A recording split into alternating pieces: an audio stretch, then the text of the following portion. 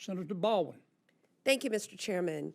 And on that last topic, I'm very interested in a discussion on transformers at some point, large scale. But Yes. grid security. Anyways, I wanted to share that in Wisconsin, we have seen the real impact of the Inflation Reduction Act. Over $5.3 billion in private investment has been announced, with nearly $3 billion already spent since the bill was enacted. We added over 4,500 jobs from projects that are either already up and running or will be soon. And that's tangible economic growth in our communities. And I wanted to make sure that that was part of the record, as these investments are on the chopping block in many respects. And they're on the chopping block to make room for tax cuts that we know disproportionately benefit corporations and the well-off.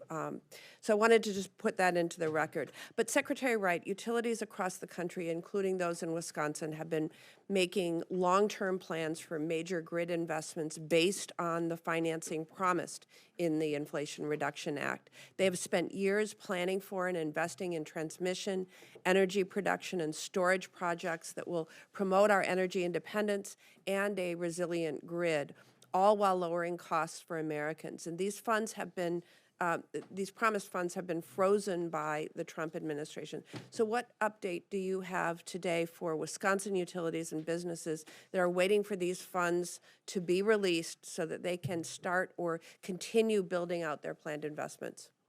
Yeah, thank you for the question, Senator Baldwin. We haven't actually frozen funds. Projects that are ongoing today, we're paying our bills. We are reaching out to all, please provide us. If you know of a partner that's done work and has unpaid bills, we'll get it paid. I'm aware of none of those. We will follow up. On a related note, right now the United States is over 95% dependent upon China for battery-grade graphite.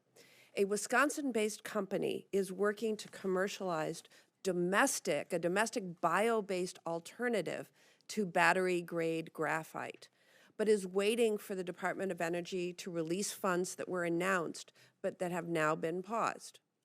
This administration continues to say that developing a domestic critical mineral supply chain is a top priority. But we are months into a funding freeze with no answers on the status of awards for programs like the Department of Energy's Critical Minerals Accelerator. With timely action from DOE, the company, Conovate, is committed to rapidly scaling this homegrown solution to address one of our most critical supply chain vulnerabilities. What is the timeline for getting the critical materials accelerator funding out the door?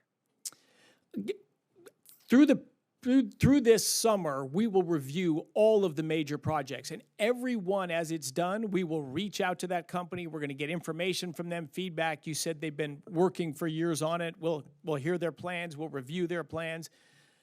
Certainly, we want a domestic supply of graphite or other anode materials. 100%, that's in the wheelhouse. If it is a viable technology and a credible company with financing to do it, those are the kind of things we're absolutely looking to fund. But every one of them is sort of a project-by-project basis. It'll be a back and forth with that company in Wisconsin.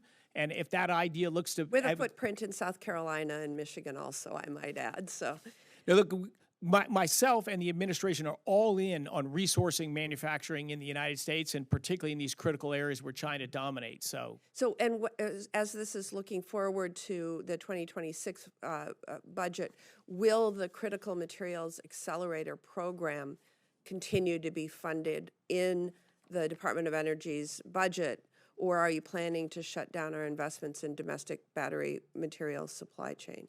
Well, I can't speak to any specific programs, but will we continue to invest in reshoring critical mineral supplies in the United States? 100%. That effort will go on. Okay. Lastly, industry leaders in Wisconsin have made major gains in deploying commercial technologies that provide for domestic management of used nuclear fuel that is economical, safe, and sustainable. They're also using the same process to create medical-grade isotopes like Moly-99 that will help solve chronic shortages of these critical nuclear medicines. These industry leaders have had support from Congress and a successful partnership with the nuclear energy scientists at the Department of Energy to address this national security concern. Knowing this, will you consider reversing the proposed cuts to DOE's nuclear programs and invest in the development of a safer and more sustainable nuclear fuel cycle in your 2026 budget?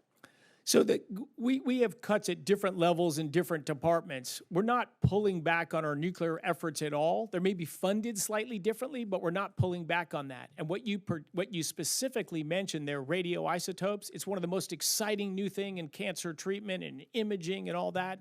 And right now we resource them from reactors in Russia and in other countries. And we have that technology now developed here in the United States, in part for a long-term partnership with Department of Energy and spin-offs from research institutions across the country. I want to see that commitment kept up. I'm sure we'll talk in a few weeks about I've got to dig into that particular project, but definitely it's in a great spot. Senator Hoeven. Thanks, Mr. Chair. Talented Senator Hoeven. Thank you, Mr. Chair. And Mr. Secretary, great to see you again, and great to have you. Are you enjoying the job? I know you're